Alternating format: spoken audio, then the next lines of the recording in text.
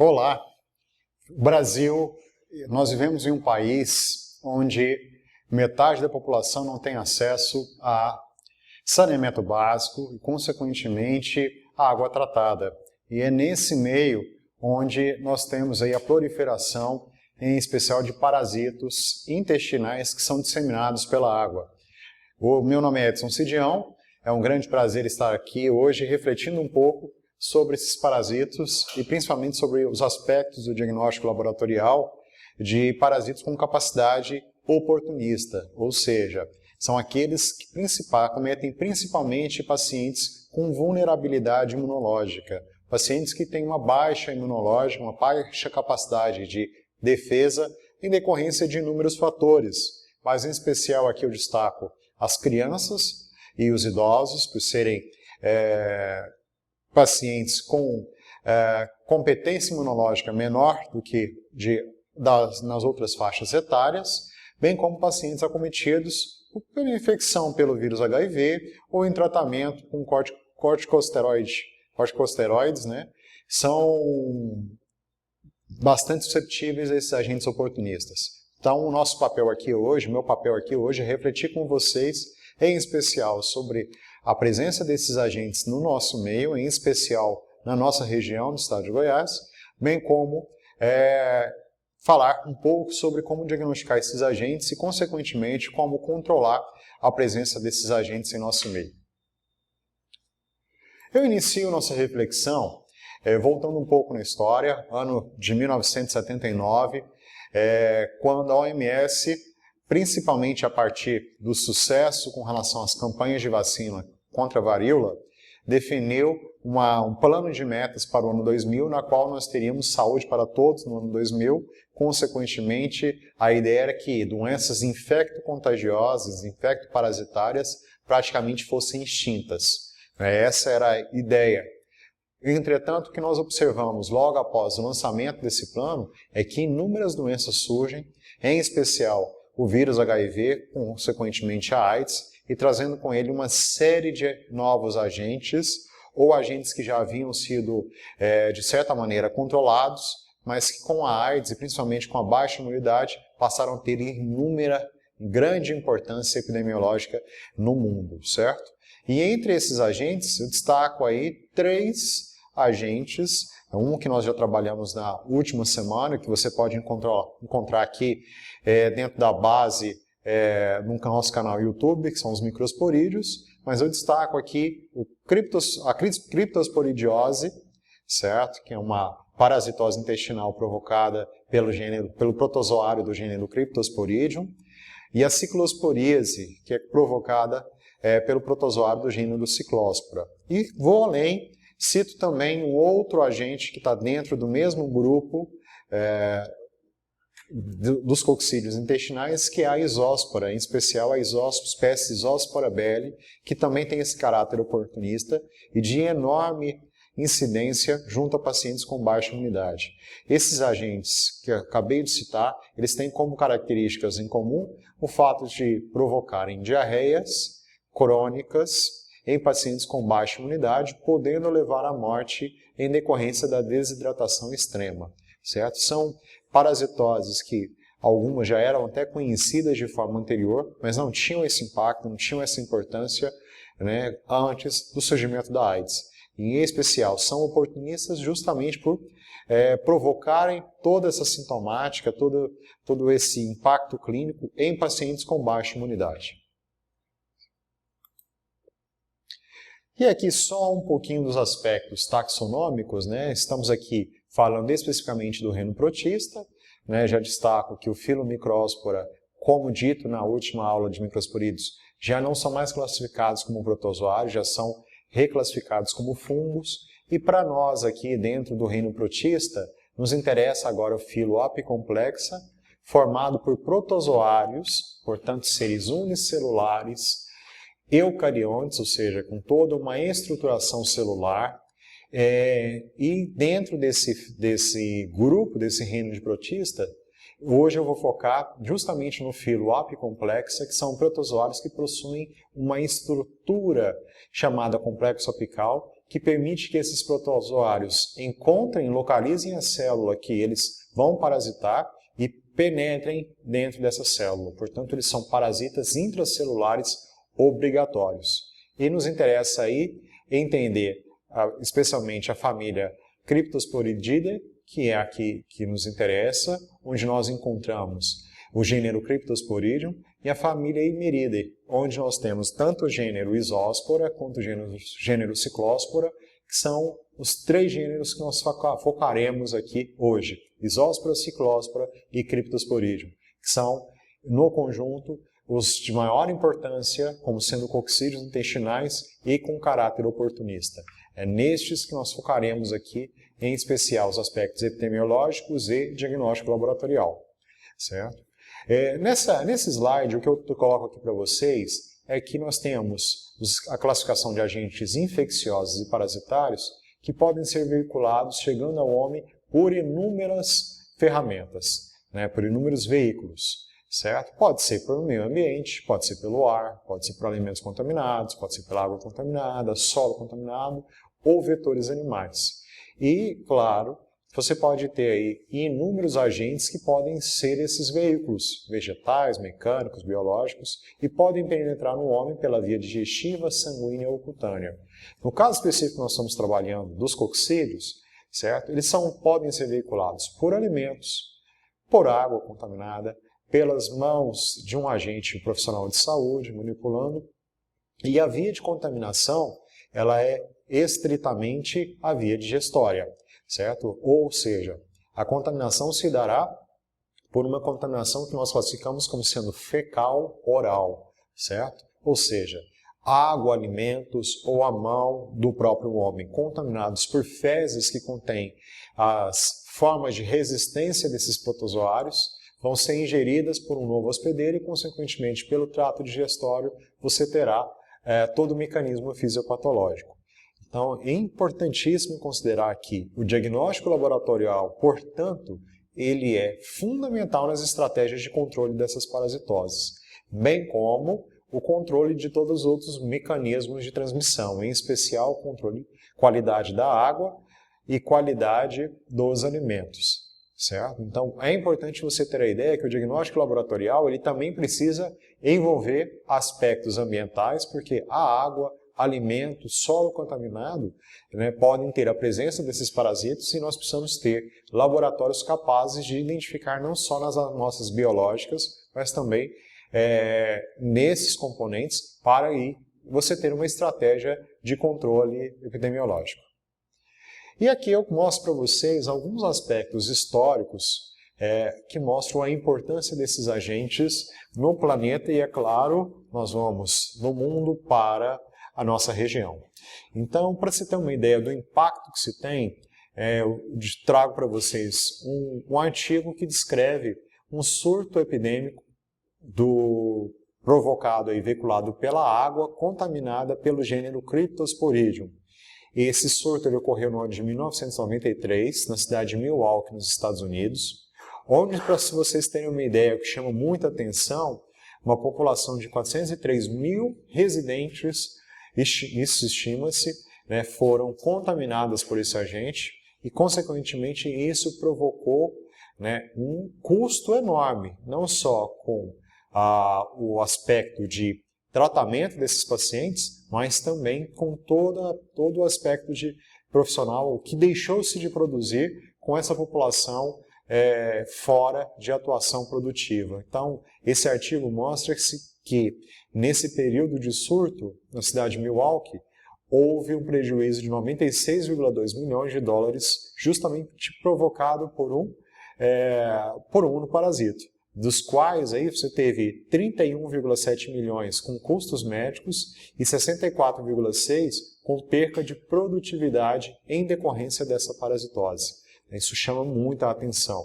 Isso justamente um surto que foi provocado pela água, e nessa cidade esse surto se deu justamente por contaminação de uma fonte de esgoto. A água estava contaminada, né, por esgoto. Esse é um ponto importante.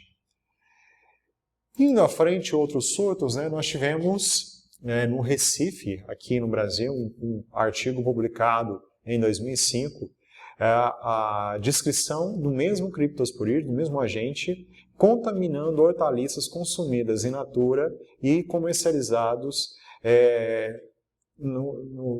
em Pernambuco, na cidade de Recife, certo? Então chama muita atenção que o criptosporídeo foi identificado, mas também nesse estudo observa-se a presença de outros agentes parasitários, como por exemplo ovo de Ascaris, estrongiloides e ancilostomídeos, além de outros eumintos presentes ali, mostrando que realmente são produtos contaminados por fezes. Chama muita atenção. Temos um caso de ciclosporíase, né, na Guatemala, né, isso chama atenção que desde 1990, né, esse estudo fez um levantamento de não um, mas de vários casos de surtos de ciclosporíase, mas disseminado aí por alimento, em especial aí frutas oriundas de países em desenvolvimento, como é o caso da Guatemala, e que chegaram lá, na verdade, que provocaram surtos nos Estados Unidos, de onde essas frutas foram consumidas, né? Então, nós podemos ter inúmeros surtos também provocados por alimentos importados. Daí a importância, e isso é exigência, para o mercado, para a exportação de alimentos, todo o controle sanitário é fundamental justamente para evitar situações como essa. Então, é algo importante, principalmente considerando que o país ele é um país exportador de alimentos. Então, esse cuidado sanitário ele é fundamental para nós. E mostro aqui também um caso de surto de diarreia no ano de 2000, isso no São José do Rio Preto, provocado também por ciclóspora, na cidade de General Salgado. E nesse mapa aqui, o que nós temos, cada pontinho preto como esse, é uma demarcação de residências que tiveram pacientes que apresentaram a ciclosporíase, diarreia por ciclosporíase. Então, é realmente de alto impacto epidêmico. E, claro, também no Paraná, aqui no Brasil, né, outro surto provocado por ciclóspora, né, em Antonina, no Paraná, uma descrição, também inúmeros casos. Esse é um caso relatado no início da década.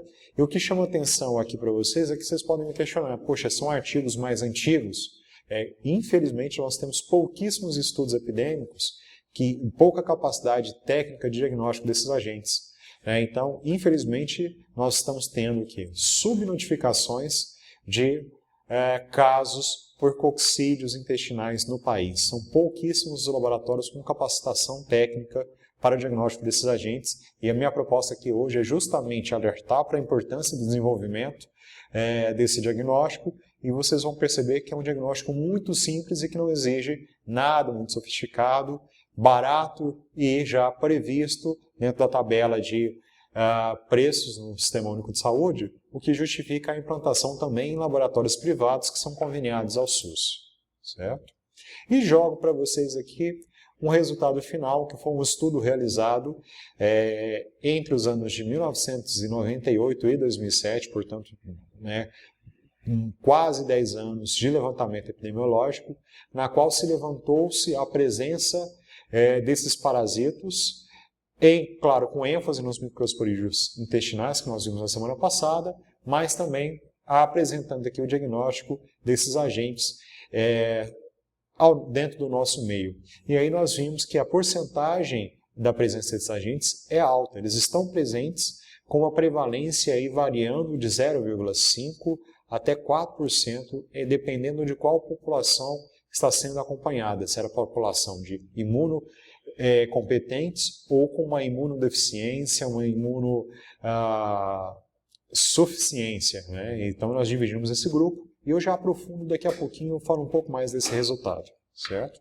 Importante considerar que o diagnóstico laboratorial desses agentes, ele passa por um diagnóstico mais simples e genérico, através da microscopia óptica, e claro, com a utilização de técnicas de coloração coprológica, ou seja, coloração de fezes, mas nós podemos, tanto com amostras biológicas quanto amostras ambientais, aprofundarmos e permitirmos a identificação da espécie, seja por microscopia eletrônica, seja por PCR, ou seja por técnicas imunológicas. Lembrando que essa identificação de espécie ela é um pouco mais cara, ela não é tão simples com relação à acessibilidade em laboratórios, e o que mais chama atenção, para o tratamento, para a conduta terapêutica, você não precisa chegar à identificação de espécie, basta simplesmente o diagnóstico genérico. Por quê? Porque os tratamentos farmacológicos, eles vão responder de certo grau com eficiência, associando a determinados medicamentos antiparasitários e melhoria no quadro imunológico do paciente. Então, esse é um ponto-chave. E o ponto-chave do tratamento desses oportunistas é justamente melhoria no quadro de imunidade do paciente. Então, em situações como, por exemplo, na AIDS, o tratamento antirretroviral, que vai garantir que o paciente tenha baixa carga viral e, consequentemente, bom estado imunológico, o próprio estado imune é capaz de controlar essas parasitoses. Em situações em que você tem uma baixa imunidade, é necessário, é fundamental assumir aí uma terapêutica para poder auxiliar nesse tratamento. E, claro, melhorando ali as condições de imunidade, o paciente ele vai controlar a presença desses parasitos no seu intestino. Antes de partir e aprofundar um pouco mais o procedimento laboratorial, é importante considerar que esses agentes, nos seus aspectos clínicos, eles são responsáveis por diarreia crônica, ou seja, uma diarreia que perdura por muito tempo. O número de evacuações ele não é tão alto diariamente, mas são maiores do que em um paciente que não tenha nenhuma situação. Então, o número de episódios de evacuação ele pode variar de acima de 3 até 8 evacuações diárias, com fezes sempre pastosas, o que consequentemente leva à desidratação, pode levar a febre e cólicas. Tá? Em casos extremos, com baixa imunidade, o número de evacuações aumenta muito e o paciente pode perder litros de água por dia, o que vai levá-lo à morte por choque hipovolêmico. Essa é uma situação extrema, mas que pode ocorrer. Aqui trago para vocês como um esquema de como realizar esse diagnóstico específico de agentes oportunistas intestinais. A amostra aqui, no caso, pode ser tanto biológica quanto ambiental. Se for biológica, nós vamos separar, no caso das fezes, nós separamos em 4 partes, na qual uma nós realizamos o exame parasitológico de fezes comum, certo? Tem as técnicas padrões de exame parasitológico de fezes, que vão permitir o achado de ovos, cistos ou cistos e larvas de parasitos intestinais. Uma parte vai ser aplicado a técnica de coloração coprológica de quínio a quente, que eu vou aprofundar com vocês.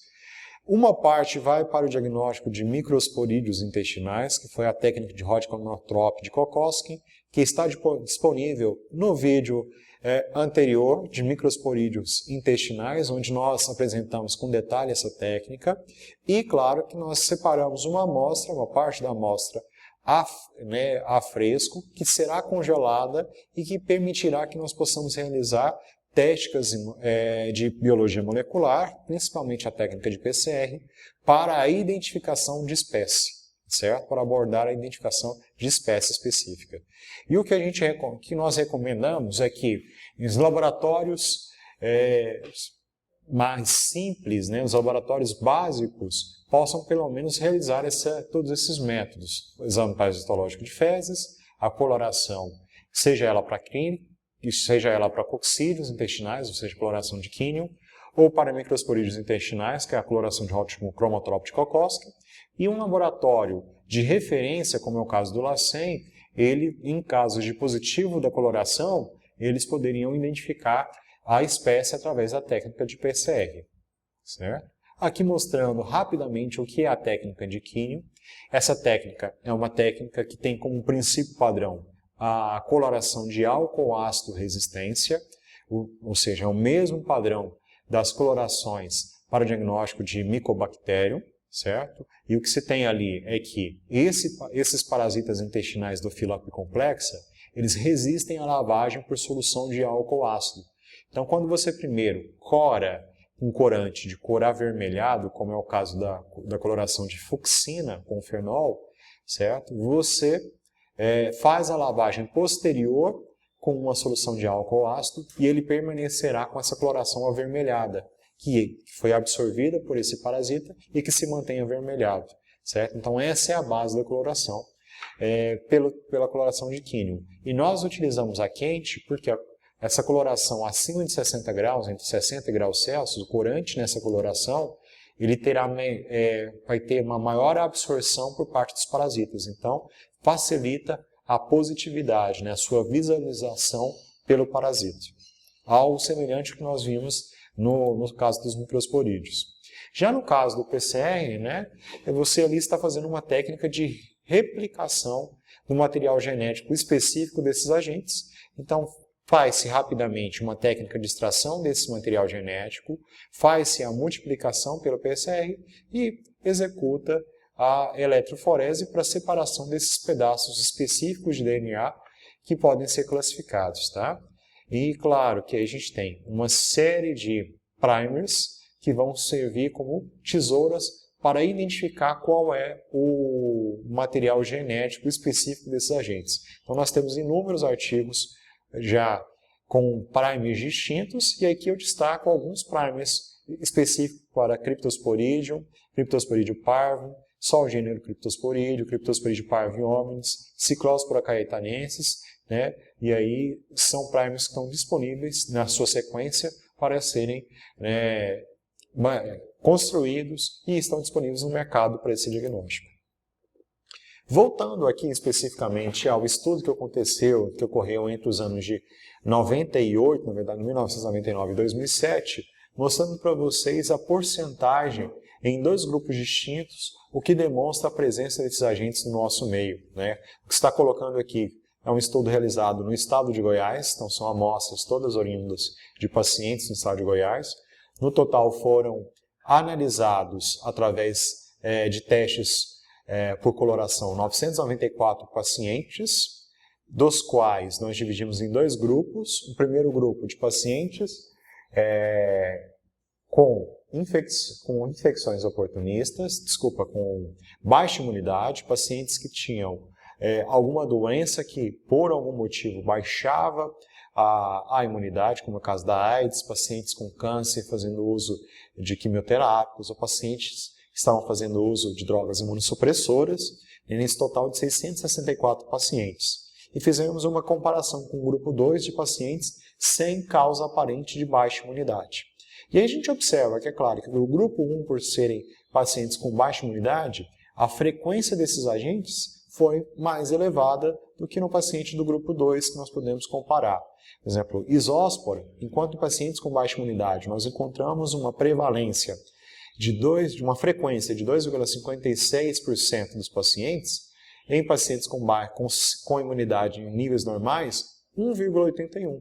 Então, é importante considerar que nós encontramos esses agentes presentes em ambos os grupos. Eles são oportunistas, mas eles também estão atingindo a nossa população. Então, é um item importante quando a gente compara essas frequências.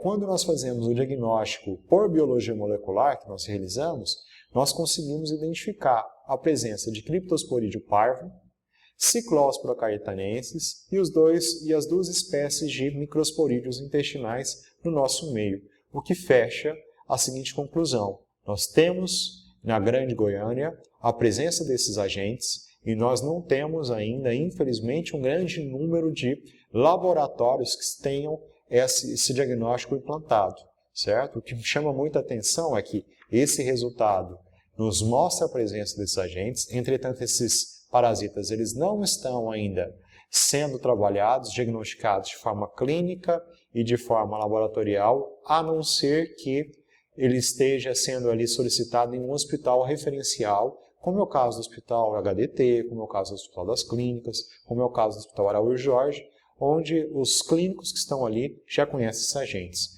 Entretanto, a maior parte dessa população que não tem sintomas, hoje está circulando sem sintomas, disseminando esses agentes através de água e alimentos contaminados, principalmente considerando aí as nossas deficiências no saneamento básico.